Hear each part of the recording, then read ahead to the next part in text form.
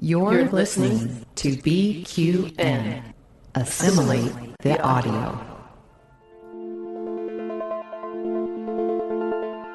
Infinite diversity.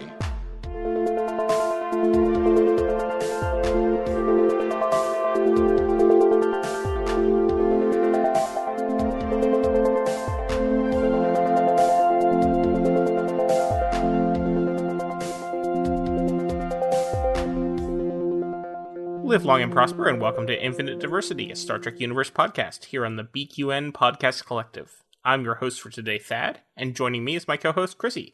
How are you today, Chrissie? I'm doing all right. I'm just perusing these electronic scrolls here and arming us with some knowledge.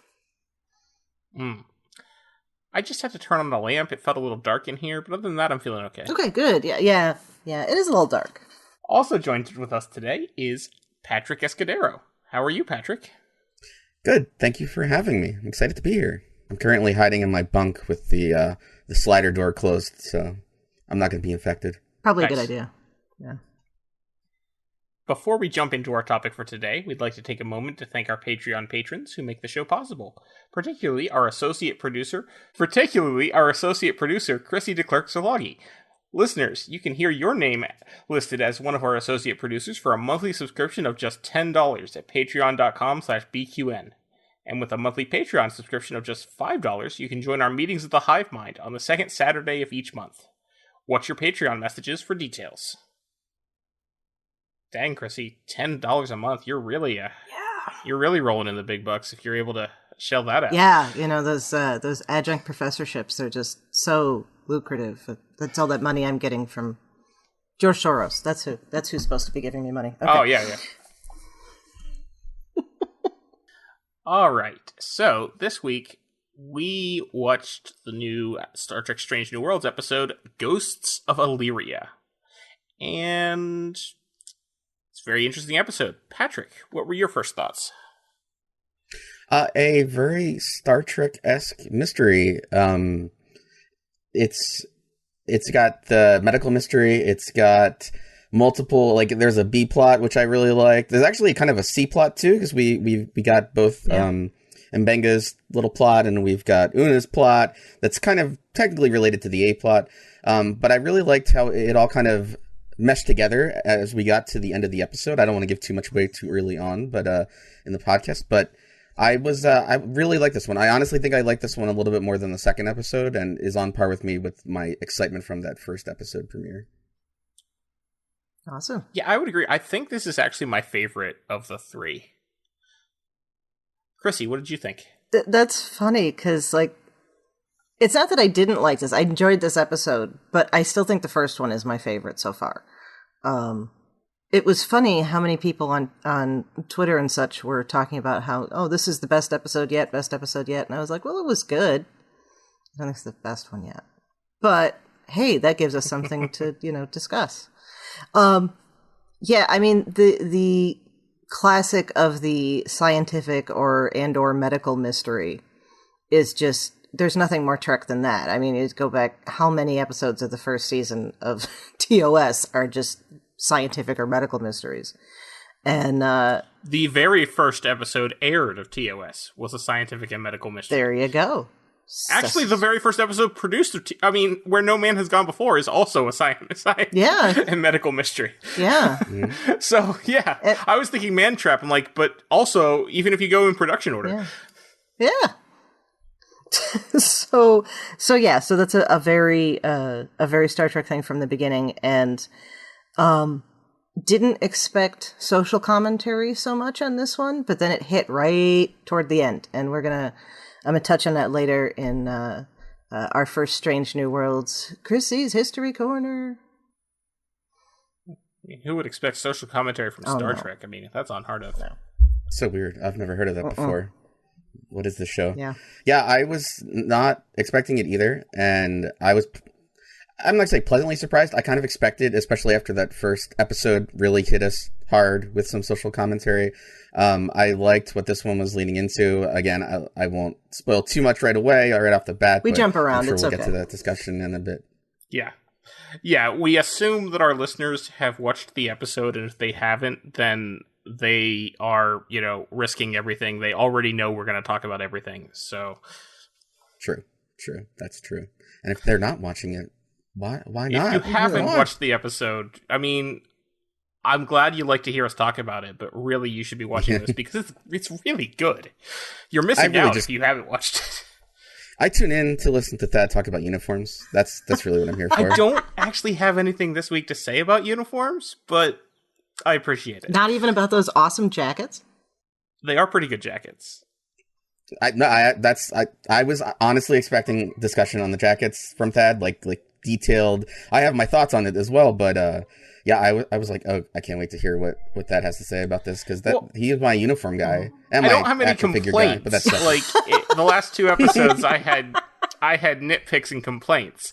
This episode, there weren't, other than the already existing inconsistencies that I've already complained about, there were no new ones. So that's reasonable. Okay, invite me back on an episode where there's going to be like a laundry list of uniform complaints. I definitely want to be on that one. So laundry list, like how, laundry list, like long. Mm-hmm. So the scenes on the Illyrian colony which had a name but I've forgotten it, took place out. A lot of them took place outside, and the actual location that they shot this was Ontario Place in Toronto, which has very distinctive buildings like that dome and whatnot, and I think it looked gorgeous. Mm-hmm. I really loved all the location shots in this episode. There's an external shot of, I guess, it's showing like the exterior on stilts over water. Mm-hmm. That actually reminded me very Star Wars, that water planet within the clones, the Camino, I think it's called. That actually really reminded me of that. Plus, with the storm happening, mm-hmm. that planet in Star Wars was very stormy. I don't know what it is about like buildings on stilts like that, but I really liked that shot. There were a lot of really good shots in this episode, like good framing. I don't know how else to describe it because I'm terrible at these things, but I mean, this series has had great visuals so far for the first 3 episodes, and this just kind of continues mm-hmm. that even more so in a lot of ways. Yeah, and the buildings on stilts are actually buildings on stilts at Ontario Place. I'm looking at photos of the real place now. It only has one of those spheres as opposed to the multiple spheres we see. But that it actually is that shot where they come across the water, that is real water. That's a real shot that they took. It's cool. Oh, nice. I wasn't sure if that was, I'm sure some of it's augmented with VFX besides the weather, but I wasn't sure if like the base of it, that was actually a real shot or not. That's awesome. I have to look that up later. You weren't the only one who thought Star Wars. Came on screen. I also thought Star Wars. Yeah, and I did too. Jay's like, oh, so they're going to get some clones, are they? Okay. But yeah, I just think it worked really well. I love when Star Trek goes on location. Going all the way back to like things like the sewage treatment plant for Starfleet Academy and stuff like that. And that random person in Los Angeles' house for the albinos compound. Mm-hmm. Where apparently they had to, like, at one point put up signs telling Trekkies not to trespass. Of course they did. I mean, you gotta get photos.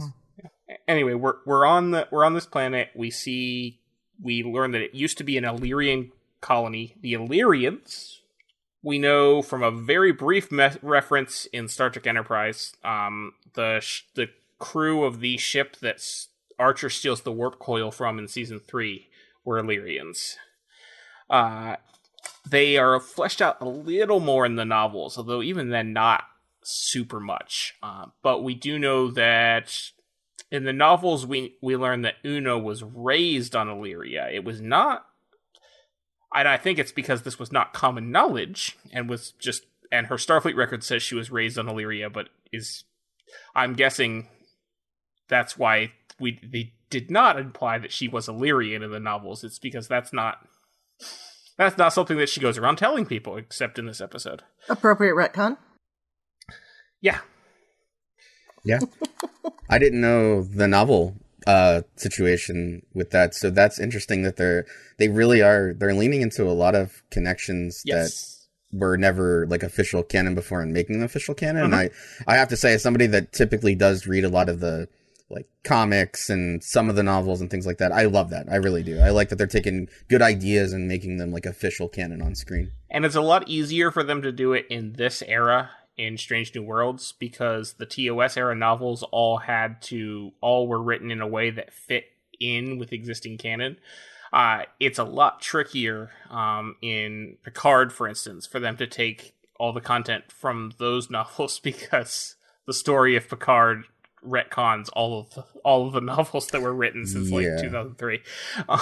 Well, that's why Coda happens, and it's all explained. Right. And no. I'm just saying that's why we'll probably see more of this in Strange New Worlds, because it's easier to take these novel concepts because there's no weird canon issues. Yeah. So anyway, the Illyrians are genetic modifiers. They modify themselves and do all sorts of genetic manipulation. So obviously, like, this is like part of the whole point of the episode, but I think it's a bit extreme that Earth had the eugenics wars, so therefore the Federation can't have any genetically modified people. Yeah. Well, we know this is a Homo sapiens only club, so... Yes, quite. Yeah, I mean, I guess the point of the episode was about bigotry and racism, and that was one piece of the social commentary. There was another, but it's been, I guess, seen before, but it's interesting that they lean into it so heavily that it's like no modifications whatsoever. I don't know how I feel about it. Like, I liked what they were doing with the commentary part of it. And there was a few things tacked in the conversation between Mbenga and Una about racism and bigotry that they had in the medical bay. All very interesting and very, very Star Trek-y to kind of just hit you on the head with a little bit. But at the same time, you would think a advanced society that supposedly has eliminated these things would not so easily fall into that trap of, just another form of bigotry and racism. So I don't know. I have mixed feelings about it, but I get, for the purpose of the episode, like, just hit him on the head that Federation against all this stuff. Eugenics wars was bad. We don't want to do it again, so we're just going to completely toss it out the window. Can't do it. Sorry, bye. Mm-hmm. Yeah. And I think that's... we covered this last week when we talked about the Prime Directive. It's these sweeping rules that have no room for exceptions are a problem. Yeah. And hey, we've hit on another issue that the writers probably didn't think was going to be topical. Yep.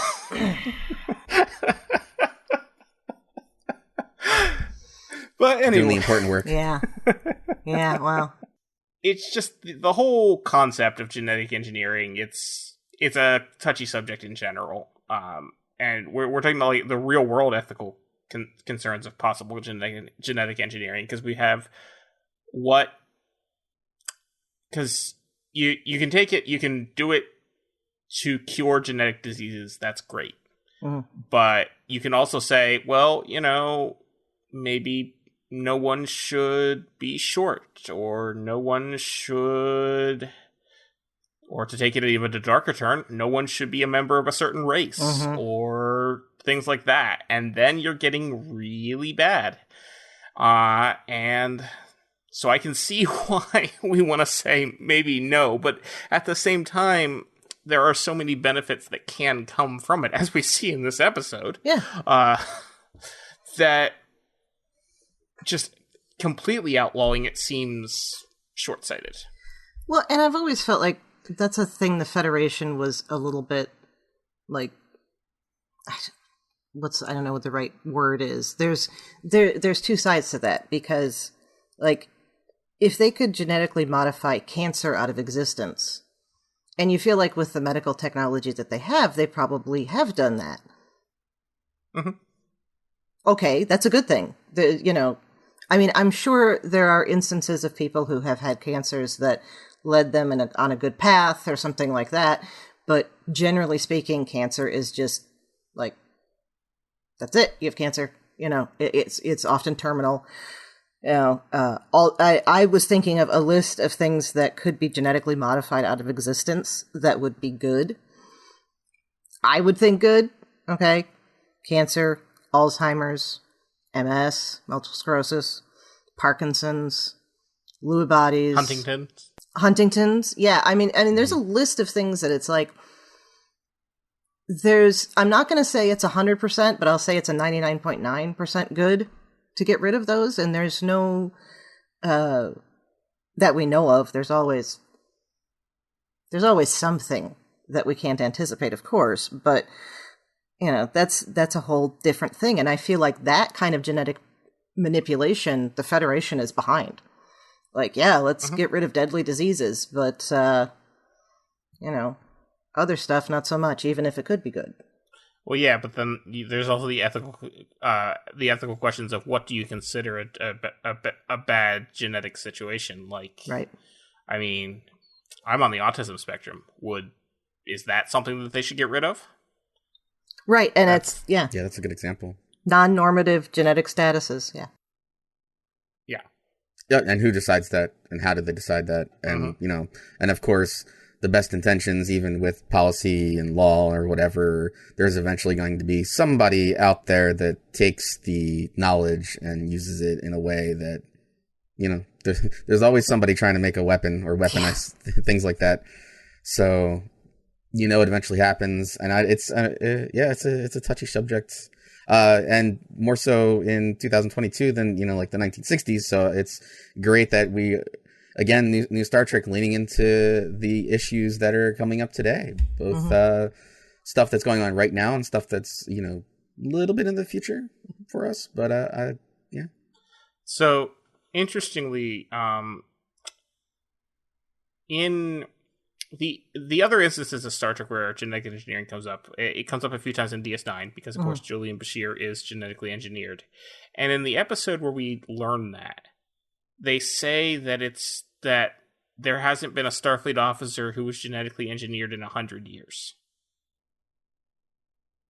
Which is interesting, because this is a little over 100 years before that. Yeah. So I don't know if they thought of that at all, or if it's just a happy coincidence. I'm guessing it's more of a happy coincidence. Yeah. But I like how that works out. Yeah. That'd be a deep cut. Also, is it the only Starfleet officer that they found out about? That's also true. Like, Bashir, they never would have found out if his parents hadn't talked to the hologram. I mean, so, yeah. That is an excellent question. There are probably a whole bunch of augmented people in Starfleet. So we have this light disease. I gotta say, it's kind of freaky. The lengths that they will go to get their light is a little creepy. Especially depending on the person. Yeah. Like Hammer beaming up literally part of the core, which I thought... Yeah. We've seen Hammer, but obviously a very Hammer thing to do. Like, you've got Lon just, shoving a light interface in the conference room, but then you've got Hammer's like, I'm just going to take it a step further and engineer the hell out of this. I'm just going to beam a piece of the core up to the Enterprise. And he's very excited about it. Oh, yeah. Yeah.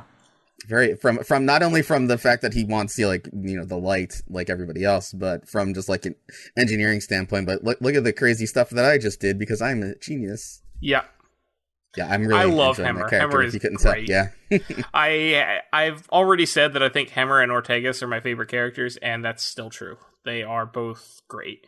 I like how, and then La'an doubles down by wanting to. Basically explode the warp core to... what's a Star Trek episode without a warp core breach, potentially? Oh, I know, right?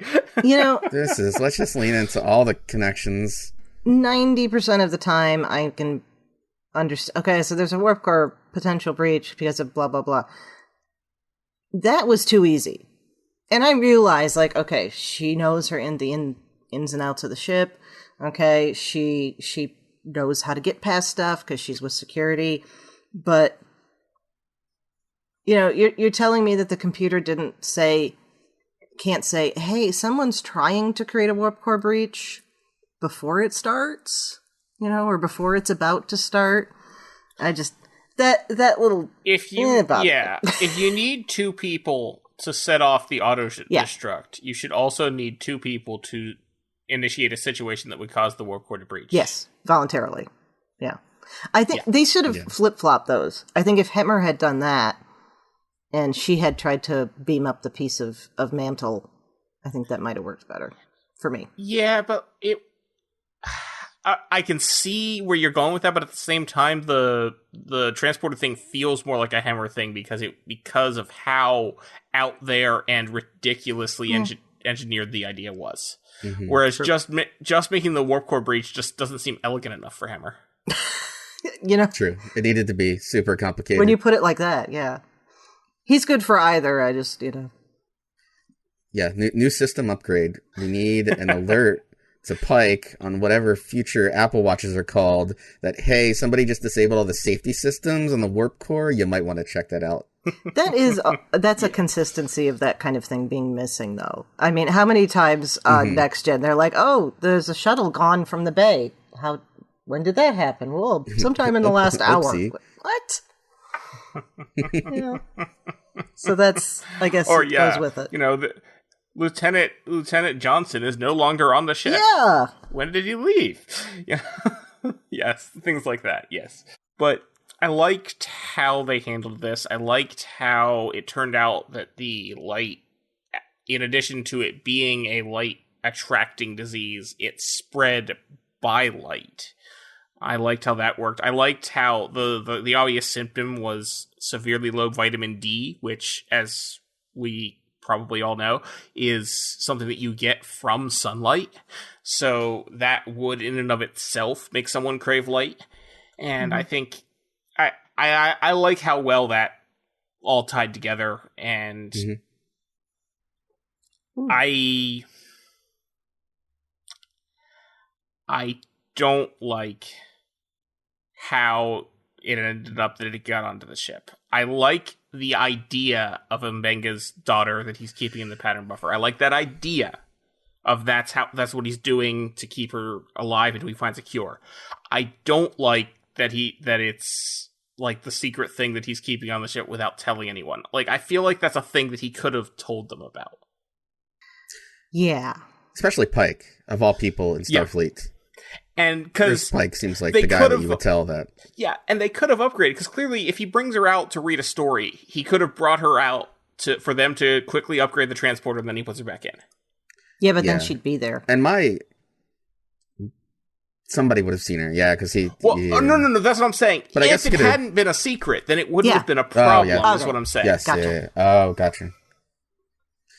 Yeah, and they talked about how Hemmer talked about how the transporters are all linked together, and all the redundant systems. So you're telling me, for however many transporter systems they have on the ship that are linked together to provide redundancy for each other, if just one has an issue or goes down, like that, then it's all over for all of them? Like, that completely destroys the biofilter's ability to work?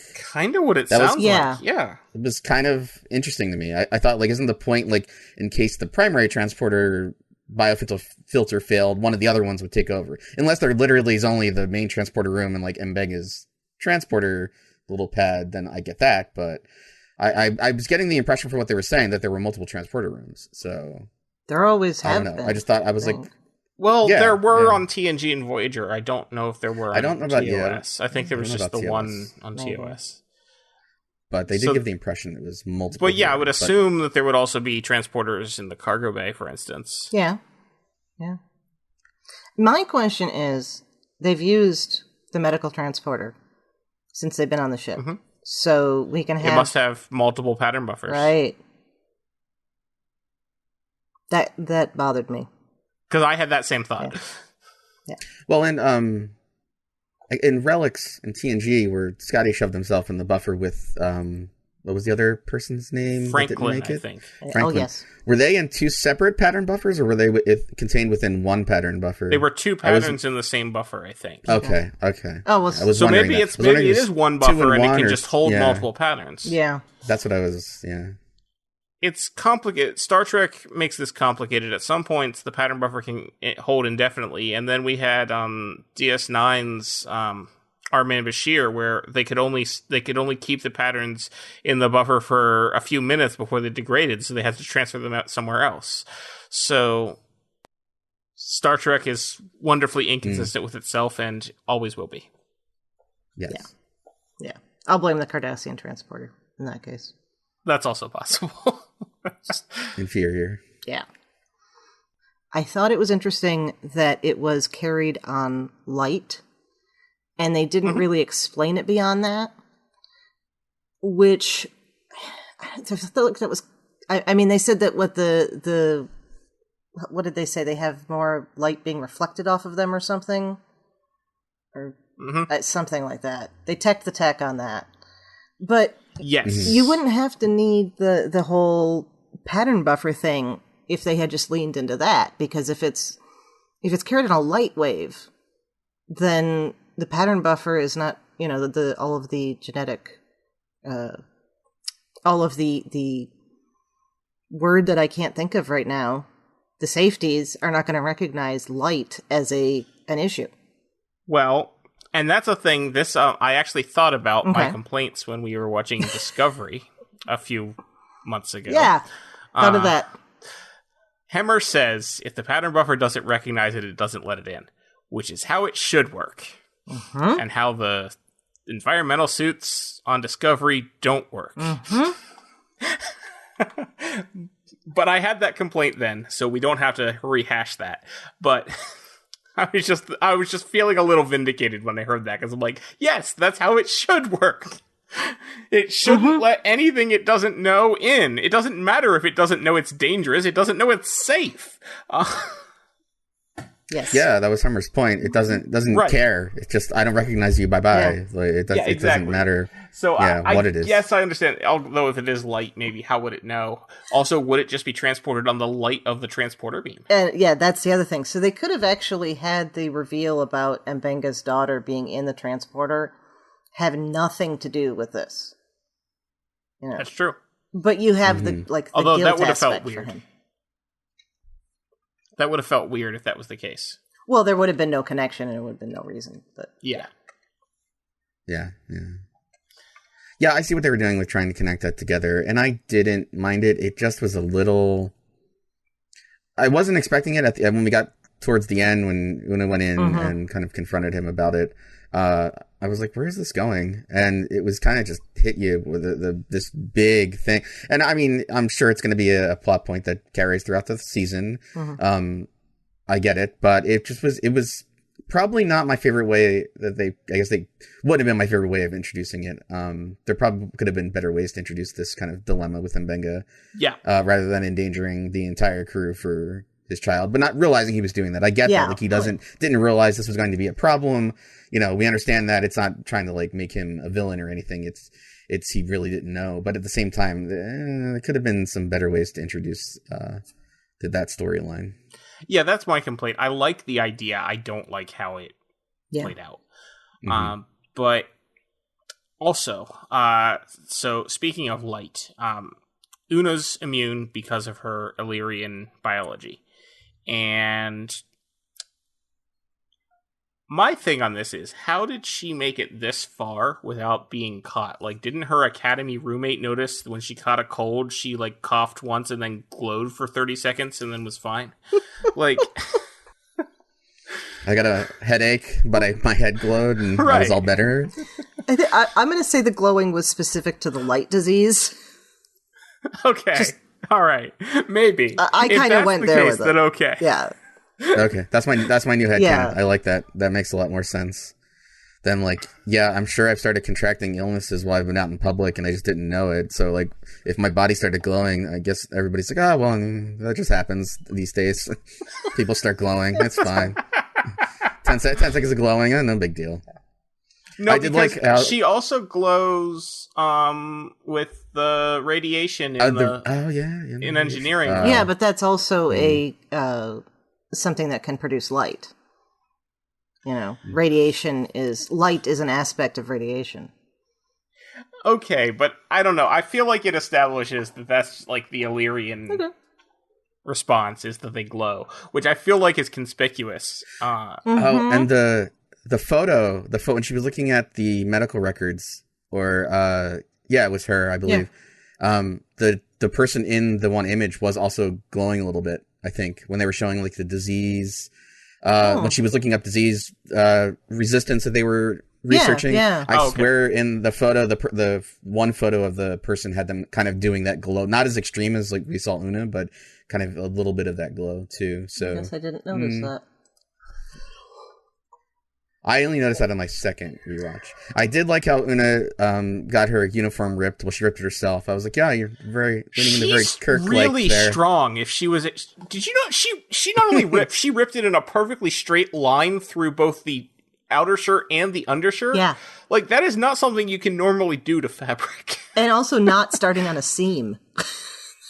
Right. Yeah. I don't think I could carry hammer around the ship either. So No. Yeah, that's fair.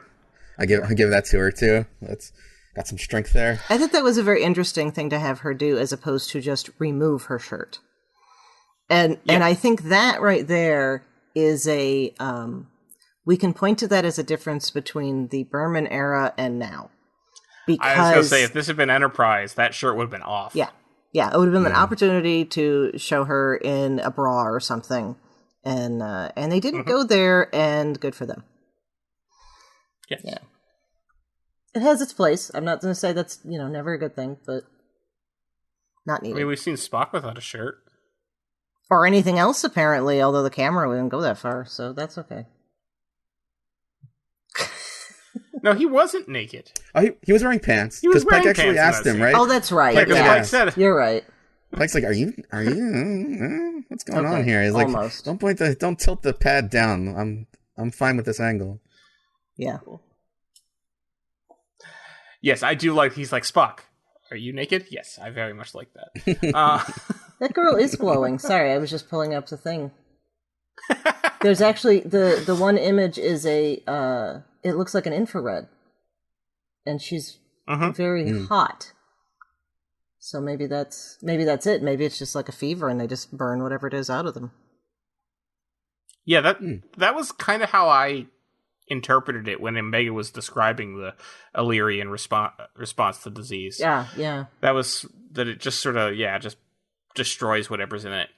So it's cool. I'm not quite sure how the chironic response in another person that seemed a little far-fetched to me, that if she's close enough to someone else, then like they also chimeric response that seemed. But then, I mean, I don't know how the genetically engineered thing works, so sure, we'll take it. But it just seemed a little far-fetched that someone else would also have the same reaction just because they happened to be next to her. And if I had one major complaint, is I thought that whole situation where they went from Una and Lon in the warp core like fighting, and then she has the immune response directly to, and the warp core is about to breach, directly to, well, they jumped to Pike, but then right after that, it's, well, we figured out that it jumped to Lon, we were able to synthesize an antidote, and everybody's cured now. I thought that happened very quickly. Well, I'm assuming they were describing a whole period of time that we didn't see, because we cut to Mbenga being revived, and then they give the exposition to him. So the assumption I thought was that it was probably a few hours or more between the last time we saw them and that scene.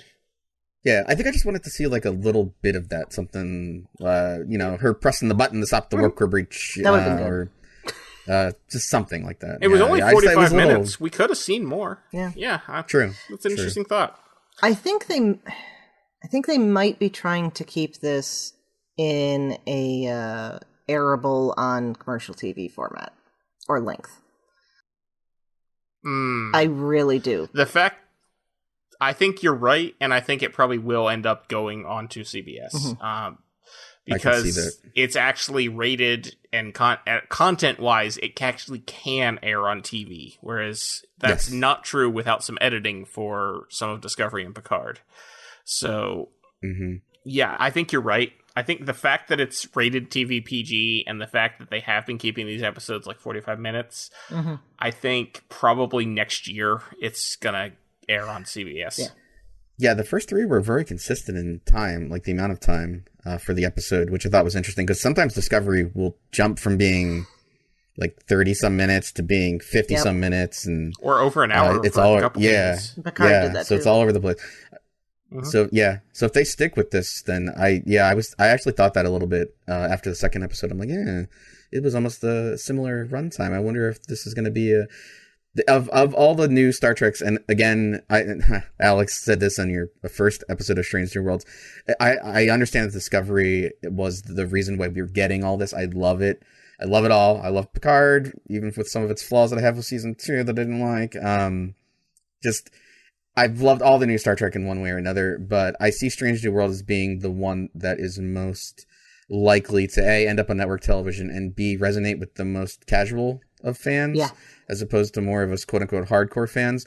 My own personal evidence for this is I've watched the first couple episodes with my dad, who's more of a Star Wars fan than a Star Trek fan, but he loved it. Like, because he grew up in the TOS era, obviously saw that like first run back in the day, but it's someone that was a casual fan that immediately took to it, like not even halfway through the first episode. I thought that was very telling. He's kind of my target audience of, will the casual fan enjoy this or not?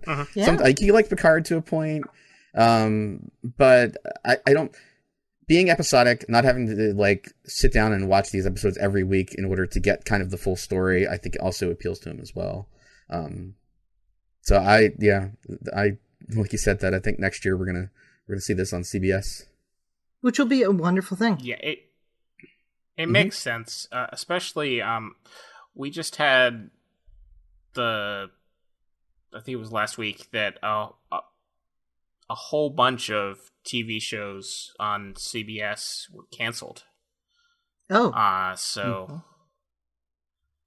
I think they're gonna need some content at some point. CBS, CW, and NBC all canceled a bunch of shows on the same day. I think it was last week. This is the time of year that it happens, but it was a bloodbath for TV production. And I think that it's because things are shifting to streaming, basically. And I think obviously television's still there, and this definitely does feel like the sort of show that CBS would want to put on TV to get because people will watch this and be like, oh, this is really cool. I could subscribe to Paramount Plus and watch more. Oh, well, I'm seeing the first season, but that actually aired last year. They're about to start airing the second season. I really need to subscribe to Paramount Plus to see that, because I really enjoyed what I'm seeing so far. Yeah, that's what I'm seeing. That's what I feel like is going to be. It seems like a big potential here to air this next year, right before or right into the lead up of season 2 of Strange New Worlds, since it's already confirmed, and go, hey, we're going to show all these for 10 weeks on Thursday evening at 8 o'clock or something like that, or 10 o'clock or whatever, and get everybody excited for season 2 and bring in some more subscribers. So yeah, and I'm sure you all saw that this week it knocked one of those HBO shows out of the top spot for most in-demand streaming, which I was like, wow. I think that's the first time Star Trek has done that, actually. Because I don't think Discovery and Picard ever hit the top spot. We're talking about Parrot Analytics here, who register based on all sorts of computer algorithms that I don't fully understand. What streaming programs are most in demand over others at any given week, and apparently Strange New Worlds is the most in demand streaming show. Now, that's probably going to change next week when Kenobi starts. But forgot about that. For right now. Well, Kenobi's only on for 6 weeks, so, That's true. After it's done, then... So in June, we're getting Obi-Wan Kenobi, we're getting the Orville, we're getting Star Trek Strange New Worlds, and we're getting For All Mankind every week, and it's amazing. It makes this sci-fi lover's heart swell. We haven't talked much about Pike and Spock on the planet.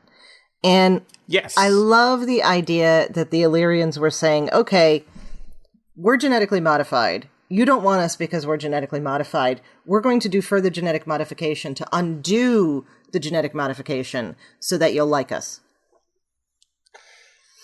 Yes. Isn't just, I feel like they could have come to the Federation with their willingness to do this, and the Federation would have said, okay, that's going to cause more problems.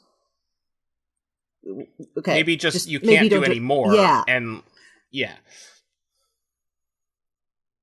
Yeah, because as we learn, the attempt to genetically unmodify themselves completely killed them anyway. Well, it didn't kill them. It turned them into ion storm turned them monsters. into energy beings in the ion storm, which I didn't notice until the second watch through of it. That they a couple of times as you see them, they have a very humanoid form as they're kind of floating around, very briefly. I didn't catch that too much the first time, but the second time definitely, I'm like, oh yeah, they are very humanoid. And I kind of thought the line where Pike didn't pick up on that right away, I was like, really? I get what they were doing. They're explaining it for the audience. The Spock was saying, like, yeah, these are definitely the actual colonists, most likely. But I was like, come on, Chris. You would have figured that out by now. Yeah. Definitely. He's distracted. So that was, yeah. People on his ship are sick. I'm glad that Spock gave two possibilities. I'm also very glad it was not. Well, they may have had a bad relationship with the colonists that made them not want to save them. It's like, oh, that would be, yes, that would be a rabbit hole we don't need to go down. Yeah. Yeah. I mean, so he presented that ended up not being that case. But then it was dismissed. But I also like I like that he presented two possibilities instead of immediately saying, oh, well, it must be this. Yeah, and pretty much every week I find something new that makes me love Ethan Peck as Spock more, especially his constant leading into the Nimoy pronunciations when he was saying records. Obviously reminded me of sensors. And then every time he said fascinating so far in the series. Yes, he said fascinating in this episode, and I just that was so good. Yes, I think I get really giddy every time I hear it. I'm like, just every time. Yeah, he said the word. But yeah, I'm because season 2 Discovery Spock was very different, very troubled, lots of issues. I love that we're seeing the Spock leading up to TOS Spock. I definitely feel a lot of like Nimoy in the performance that Ethan's giving. I think, much like Leonard approved of Quinto's performance, I think he would very much have approved of Ethan being the character as well, which just makes me, I don't even know why, but it just makes me happy to think of that. Like, I think Leonard would have really loved Ethan as well. And that just kind of warms my heart a little bit. Yes, I think Leonard Nimoy would definitely have been pleased with Ethan Peck. I think he's fantastic. Yeah. He does a great job as Spock, and just Ethan Peck himself is a very nice person. I like how he has embraced the fact that he is Spock. Like whenever you see him at a convention or something, he's just thrilled to be doing it, and he does a fantastic job. Yeah, I love all these characters. I love all these actors. It's this Star Trek thing. It's pretty good. Mm-hmm. It's amazing how quick, in Strange New Worlds, how quickly that I've come to enjoy and love every bridge officer, medical officer that we've met so far. From Kyle in the transporter room to Ortegas, whatever tweaks your freak, pal. Probably my new favorite Star Trek line. I mean, obviously my new favorite Star Trek line that I'll be quoting for a very long time. Oh yeah, I already made a GIF that I'll be using for reactions on Twitter. Saw that. So just I from interviews and things that I've read, just everybody understands that it's Star Trek and really is respectful of the franchise, and it seems to enjoy being there. And I think that goes from the top down in terms of, it seems like, especially like Anson Mount, kind of the lead of the show, probably has a pretty good demeanor on set, much like we've heard about Sonequa with the Discovery cast and crew. And it sounds like they just have fun making this stuff. And Strange New Worlds got made during kind of the heavy COVID times. So, it was definitely challenging for them. So it's great that they all seem to be enjoying it. And that shows on screen, at least for me, what I'm seeing from them. Yeah, definitely. Yeah, I think so. All right, so we touched a little bit about Omega, but we should talk about his daughter. Yes. That's a very sad situation. I do have to wonder where the mother is in all this. Yeah, that's a question. Because if he's got the daughter here on the Enterprise stored in the pattern buffer and brings her out to read a story, like, does she never see her mother? Like, how's that work? Maybe he's a widower. That's also possible. That was my immediate thought, was we're going to probably learn something about a tragic backstory with the mother going forward. If there was definitely a cliffhanger a little bit there, that we kind of got this dumped on us right at the last second of the episode, and definitely interested in seeing where it's going, but I assume it's going to be a long play, maybe even, or probably into season 2, I'm guessing. I doubt we'll see it resolved within these 10 episodes, is my thought.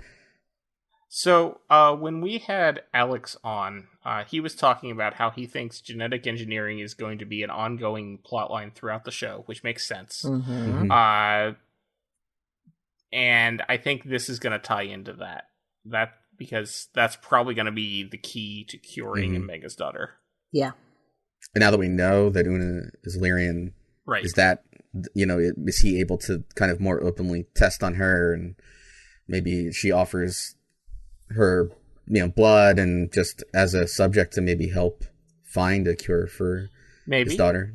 I could see that being kind of a thing. Yeah. And probably using that I think we're gonna see Starfleet brass involved at some point and having the conversation around this. Hopefully they handle it in a good way. But because Pike saying I welcome the conversation, I'm like, Chris, I think that conversation is gonna happen, whether it's this season or later. I think you're gonna have it. Well, I mean, I think Pike, knowing where his career is going to end, has gotten to the point where he has very few to give. Yes. Yeah. Sure. And there's a lot of freedom in that, And anytime, like, I don't know. I'm sure everybody has quit a job somewhere along the line where you gave notice, and then you're like, I can do whatever I want for the next week. Especially if it's something like retail. Yeah, when you know what's going to happen, it is very, very freeing. I know you talked about this on previous episodes about Pike and the disability and how it hasn't been handled great so far. I do hope, like I think both of you have stated previously, that they do. We're seeing the beginning, of him coming to terms with it and then addressing it. And anybody that be faced with something similar, not that I would ever see my future or anything,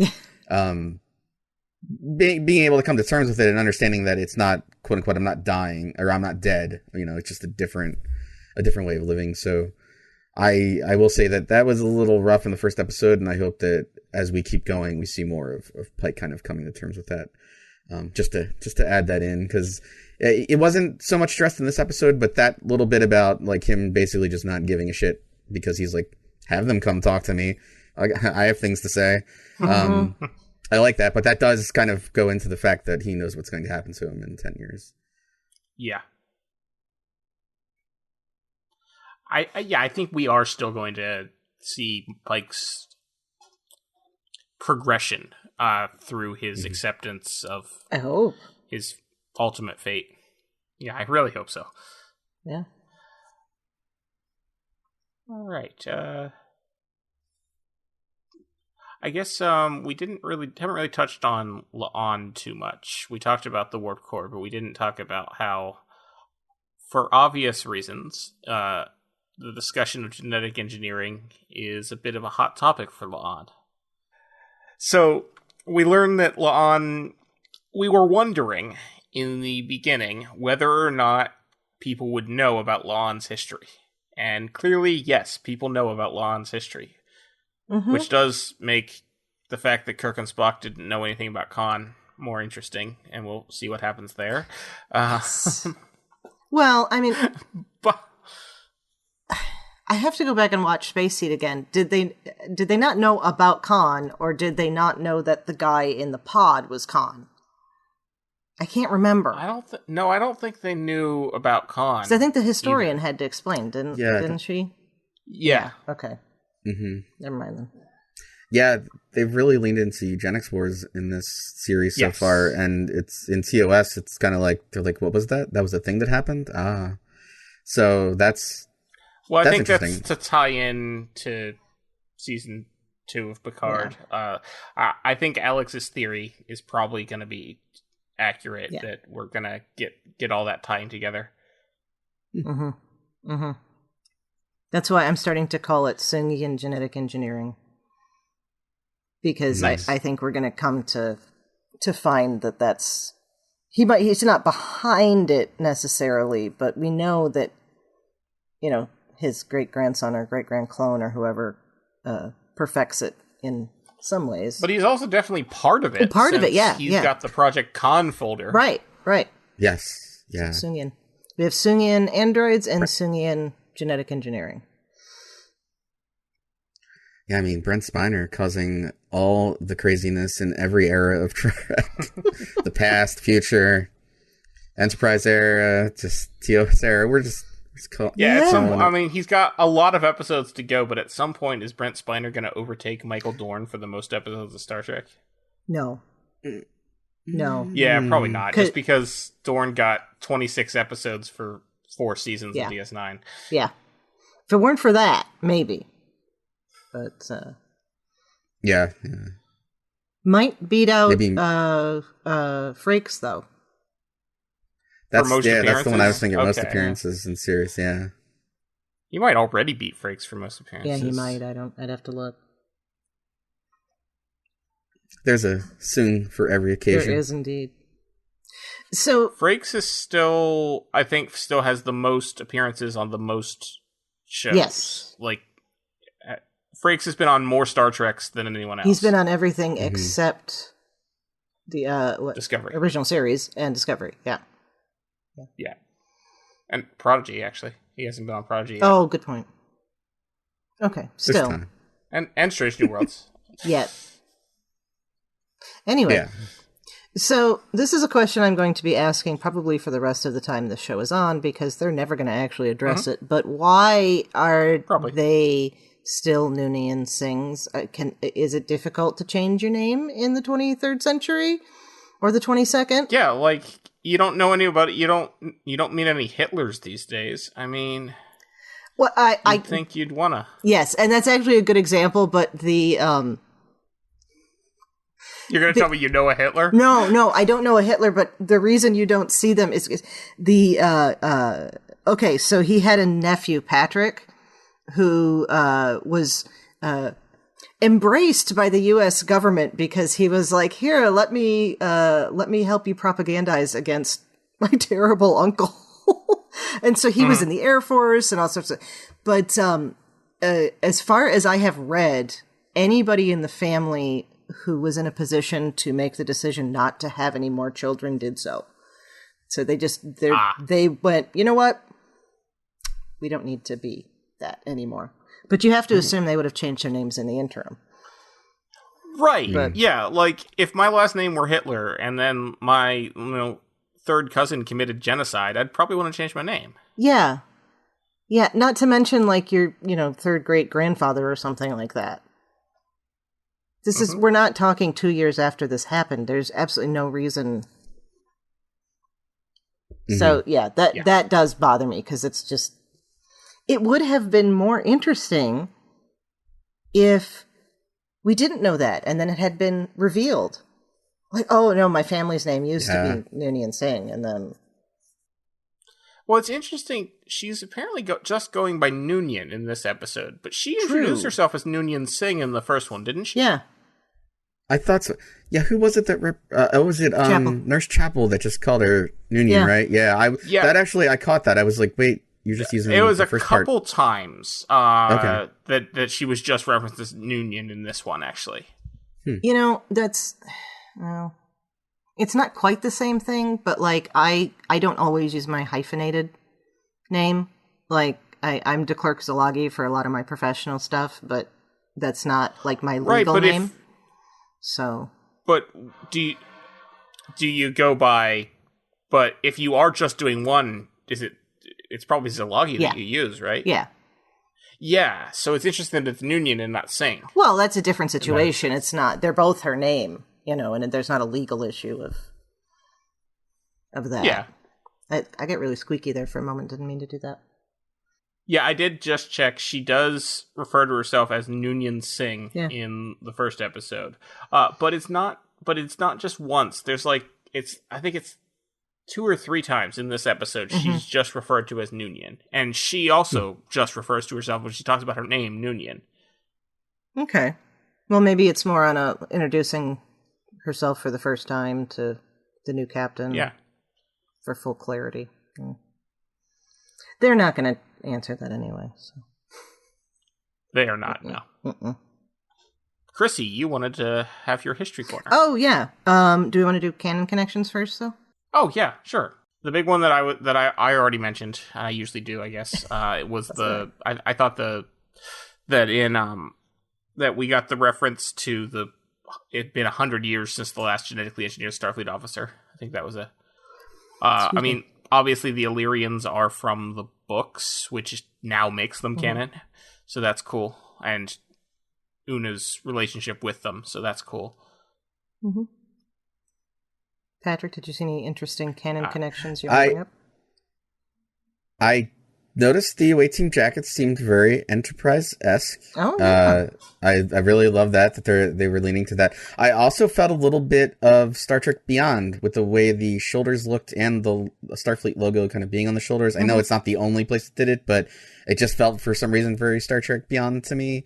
So I love any kind of Kelvin timeline. I'm a best fan of the Kelvin timeline. So anytime I see something that remotely looks related, especially Beyond, I usually, kind of pinpoint that. I just think they looked cool, the jackets. I really liked them. Oh, they were great. Yeah, they were great. I'd really liking a little bit of everything they were doing aesthetically in the show. Yeah. Chrissie, did you have anything? Mbenga's dealing with his daughter reflects what McCoy dealt with his father. Kind of. Oh, yeah. That whole thing of I'm a doctor who can't cure a family member, and it's a shame McCoy didn't put his father in the transporter buffer since they found the cure just after he killed is the wrong word. I should not say that. Well, Since they found the cure just after he euthanized his father. Well, what he did, he didn't actively euthanize him. He removed extraordinary measures. I know that might be semantic, but it's an important bit of semantic. But you're right. Yeah, you are correct. Well, McCoy didn't like transporters for fully functional people, so I can't imagine him even. That's also true. Let's see. Well, we talked about Una and Bashir both being, the genetically, as you said, the 100 years gap. And we talked about Scotty being in the transporter buffer. This is kind of, and we're gonna allow this because it's a stretch, but the end where you have Una giving the log entry that she then deletes, it has shades of the way Sisko laid everything out in Pale Moonlight and then deleted it. And the same kind of, I'm trying to think of how to put it. It's the same kind of looking to know that they've done the right thing. Under incredibly different circumstances, obviously, but it's still that desire to reconcile that. And I think that's just an interesting use of that. So. Yeah, that seemed I assume that was a pretty obvious callback. I actually did make that same connection. Okay. When I was watching it, I briefly looked to try to find a GIF of Sisko saying "computer delete that log" so I could then tweet it out with the Strange New Worlds hashtag.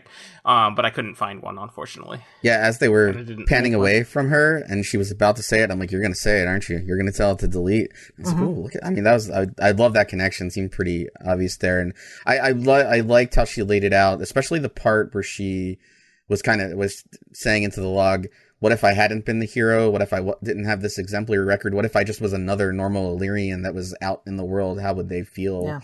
You know, they basically saying they don't have this prejudice because I've shown that I can be an extraordinary person. But hey, not all of my people are going to be heroes. Mm-hmm. You know, we're just there living our lives. So great, you like me, but that's just because of these circumstances and what I've done. I like how she was laying that out and kind of questioning things, like even saying like, what would Chris have think of me if I hadn't been this exemplary first officer for however many years. So that was interesting. Yeah. And that was actually a very good, I'll just use this to move right into the history corner. It was a good way to parallel the racist nature of that kind of an idea. Of this person, I generally don't like this X group of people, but this one person is the exception, you know, which is everywhere. You don't have to look too far for that one. But first off, Illyria, it was an actual place, not just this planet from far away. It is the western area of the Balkans, directly across the Adriatic from Italy. Roughly modern-day Albania, Montenegro, and some of Bosnia-Herzegovina and Croatia. And it was called Illyria by the Greeks, and it was the Roman province of Illyria for a while. So, didn't Caesar fight a bunch of pirates there? I'm trying to think where he got captured by the pirate. I think it was off of those coasts. Yeah. Yeah. That's one of my favorite stories about him. Minor step aside here. Caesar got captured by pirates and he was held by them for 30 days and they took him to this place where nobody was supposed to be able to find them. He spends the entire month. Oh, first of all, they sent his servants for a 5 talent ransom and he said, no, I'm worth 10. So they made him get more money. I might not be right on the numbers there, but he made him get more money. And then he spends the entire time telling them, I know where we are.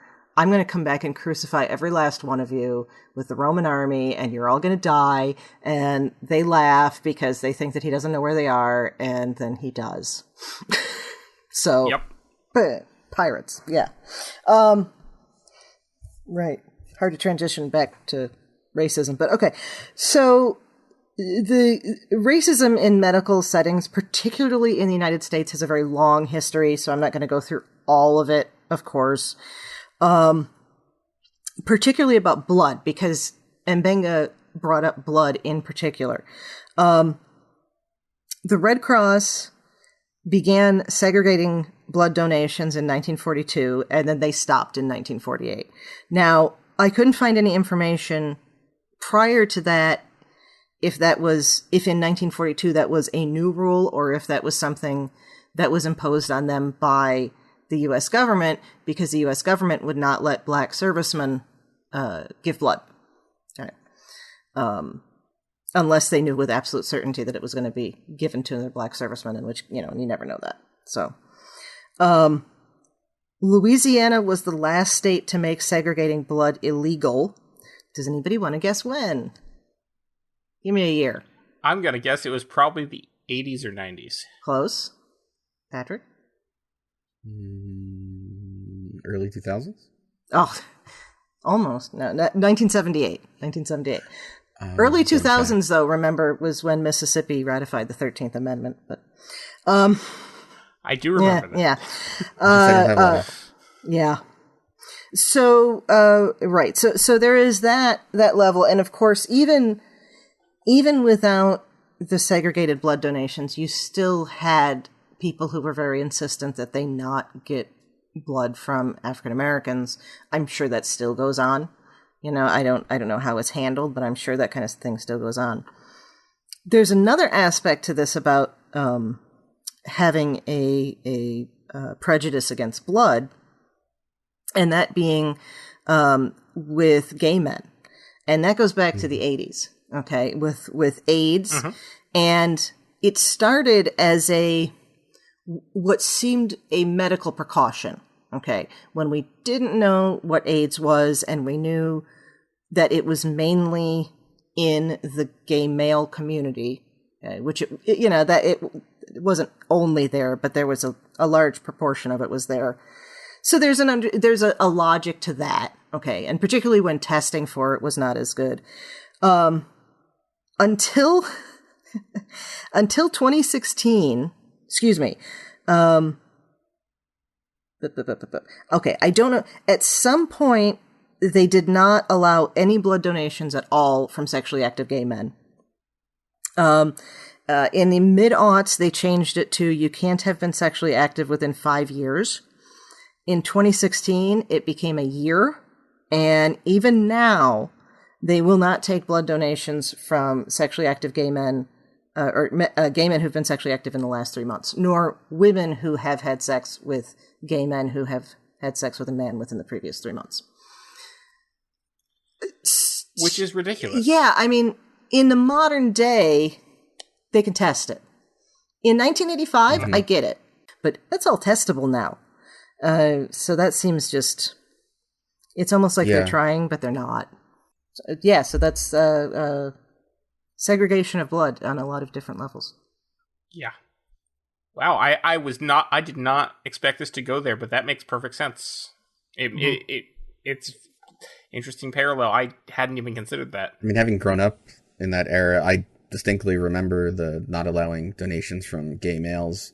But I guess I kind of thought that wasn't really a thing anymore. So did I. Surprised yet not surprised to learn that. Sadly, not surprised to learn that it was still a thing. It's still. But only because I occasionally see people talking about how it's ridiculous that this is still a thing, which it is. It is absurd that because they're still heterosexual people can have sex on their way to the blood bank and still give blood. With a complete stranger if they want to, yes. Right. Whose medical history they don't know, That being the more important part. Yeah, it's ridiculous.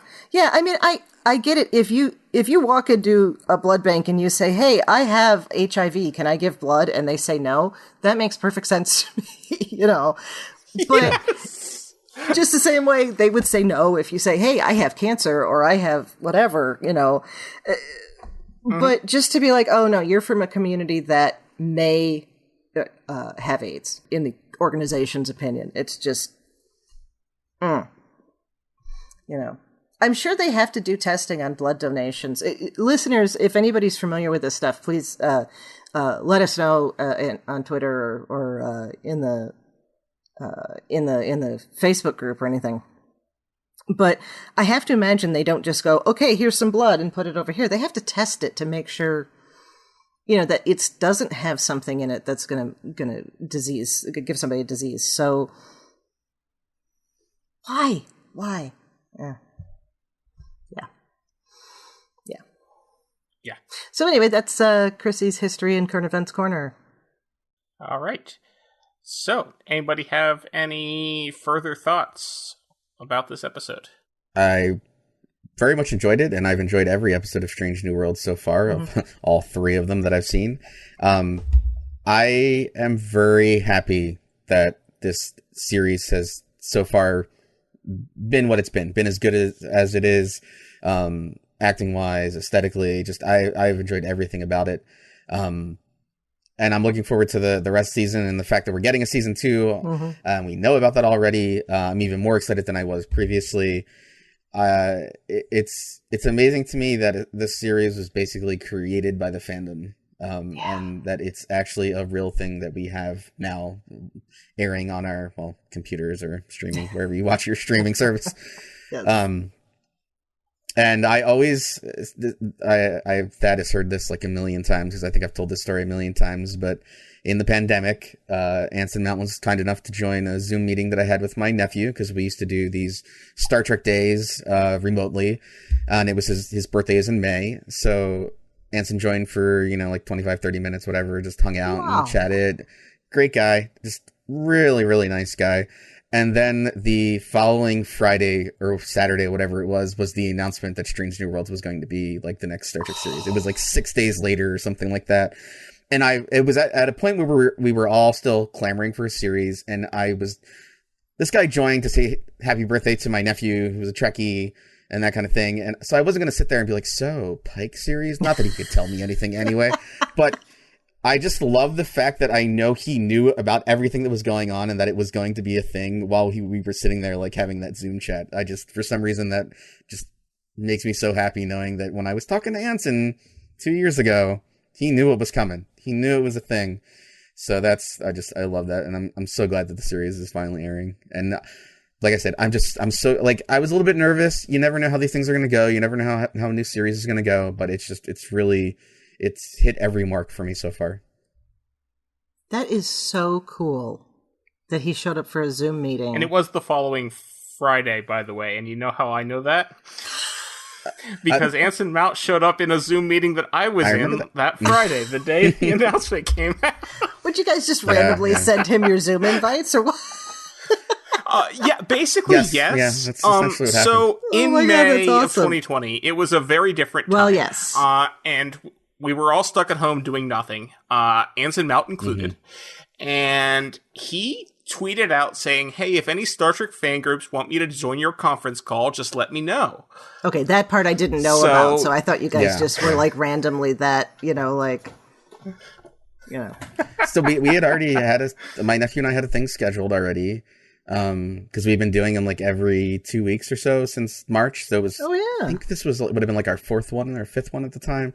And I just emailed we emailed his podcast producer or something. Mm-hmm. And I got a response back, like, what's the time and what's the Zoom link? And there was no real response after that. So it was kind of, I was like, So I didn't tell Nathan, and I kind of mentioned it to my sister, his mom. This might be a thing. I don't know. I haven't gotten anything back as we got closer to because it was like a week ahead of time or something. Mm-hmm. And then we're sitting there just chatting. A lot of people on Star Trek Twitter had wished my nephew happy birthday that year because I had put something out there. So I was literally going through like this list of tweets, and all of a sudden, my Zoom call, this name pops up. This is Anson Mount would like to join the meeting or whatever, and I hit accept, and I'm like, what is going on? So, and then you see my sister, who's not a Trekkie at all, you see her pop in behind my nephew Nathan in the Zoom call, and like you can kind of tell she was taking a photo of like the whole thing happening.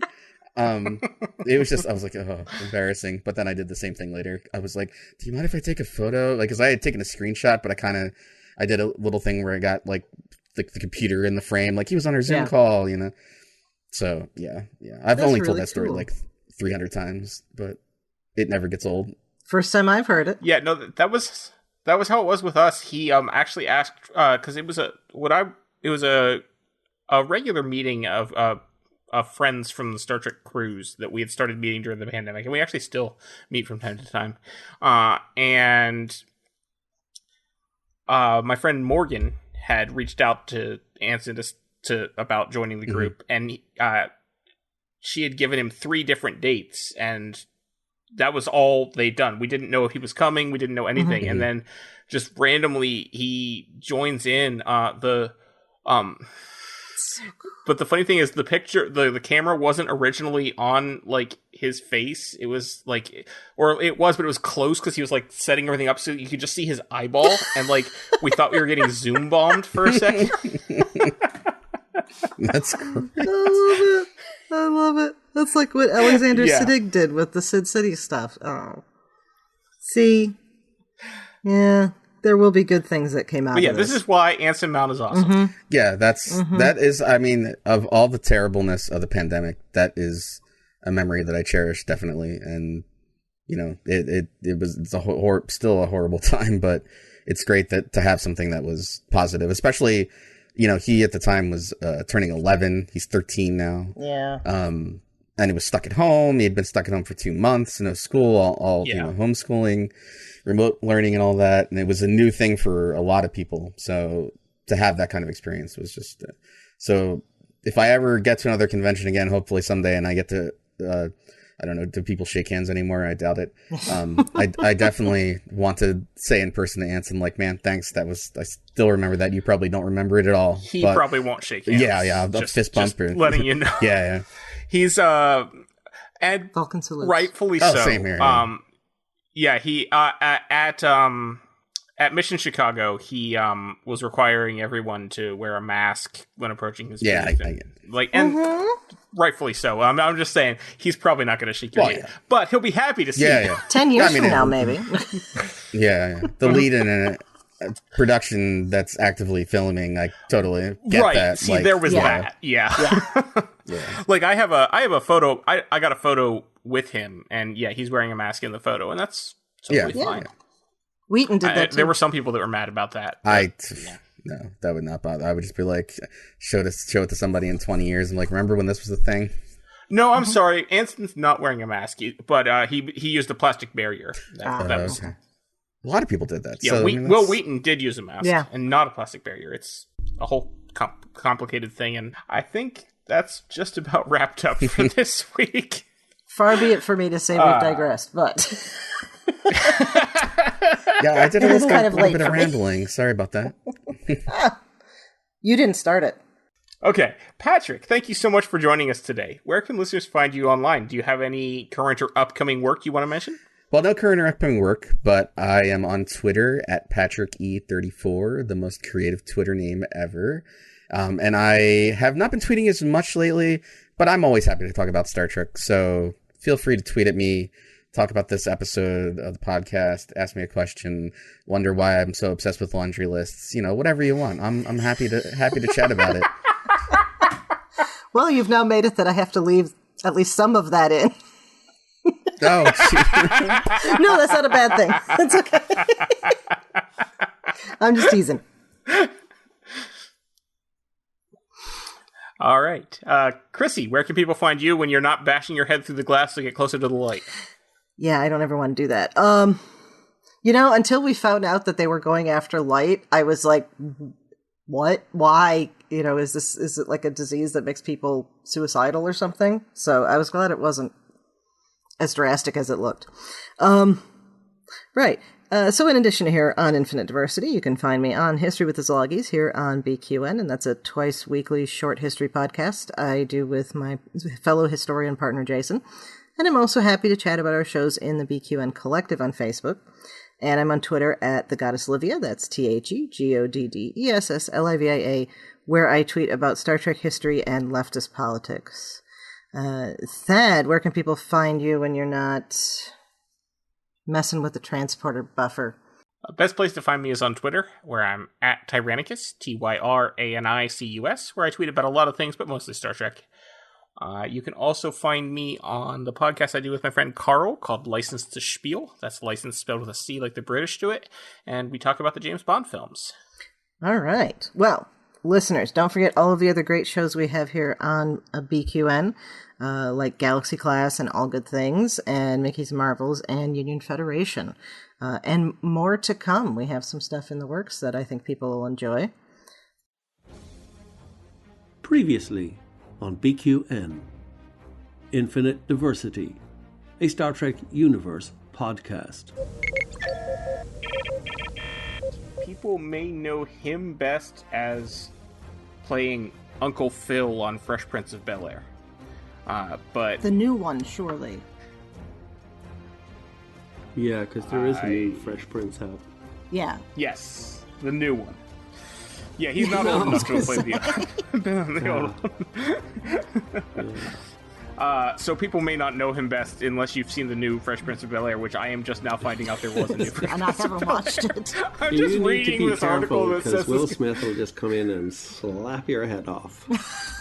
Oh boy. I think just not seeing it is okay. We're not making any negative comments about it.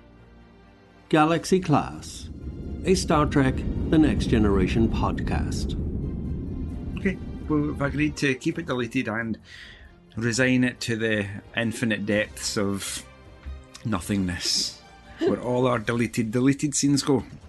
No, the infinite depths of where, like, all of the bad guys fall in engineering near the warp core. It's always, the bottomless pit. So annoying. Oh, yeah, like there's 100 decks. Yeah. To fall through, because warp cores are infinite. All Good Things, a Star Trek Universe It podcast. must have been fun for you too, because there's mathematics involved. Yeah, I was in high school, so I wasn't as smart as I am now. You weren't I was as- just like, let's do this. I had fun painting. You weren't all about the math from like kindergarten? Yeah, no. Oh, okay. You will find these and more of your favorite podcasts on BQN.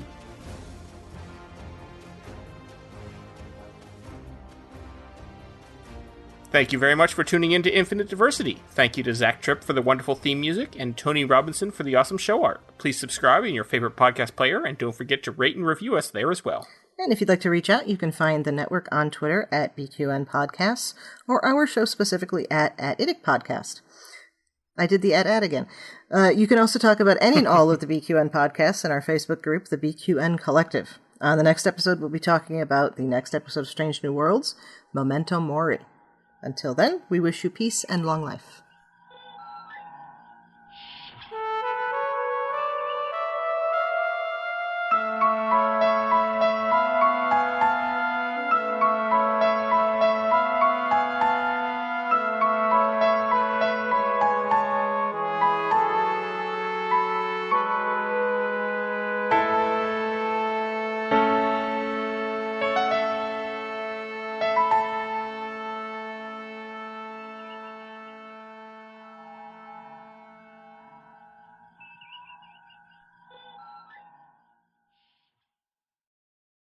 I am curious.